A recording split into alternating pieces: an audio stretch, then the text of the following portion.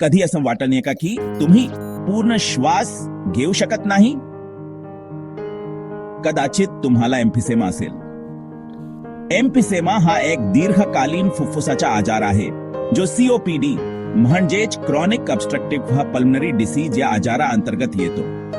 या स्थितीत तुमच्या फुफ्फुसांमधील लहान हवेच्या पिशव्या, ज्यांना अल्व्होएली म्हणतात, त्या खराब होतात, ज्यामुळे श्वास घेणे कठीण होते. जेव्हा या हवेच्या पिशव्या कमकुवत होतात आणि फुटतात, ब्रेकेट टाइम पॉइंट हा तुमचे फुफ्फुस पुरेसा ऑक्सिजन घेऊ शकत नाहीत.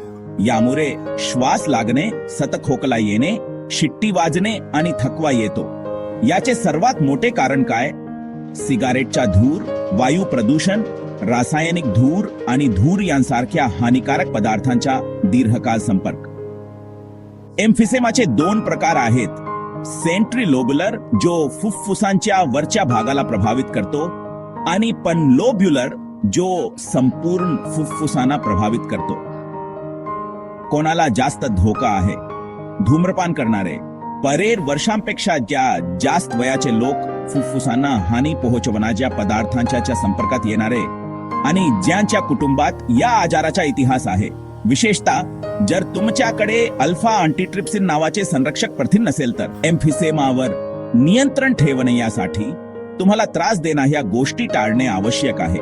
निरोगी जीवनशैली पाळा, श्वासोच्छवासाचे व्यायाम करा आणि संसर्ग टाळण्यासाठी लसीकरण करून घ्या. एम्फिसेमा समजून घेणे हे त्यावर नियंत्रण ठेवण्याचे पहिले पाऊल आहे. जागरूक रहा, निरोगी रहा. जर आजार जुनाट झाला असेल तर काळजी करू नका. केंट होमिओपॅथी क्लिनिक तुमच्यासाठी आहे. भारतात कुठेही असला तरी आता घरी बसून उपचार घेता येतील. लवकर अपॉइंटमेंट बुक करा, फोन करा किंवा व्हॉट्सअप करा. जास्त माहितीसाठी आमची वेबसाईट kenthomopathy.com ला भेट द्या.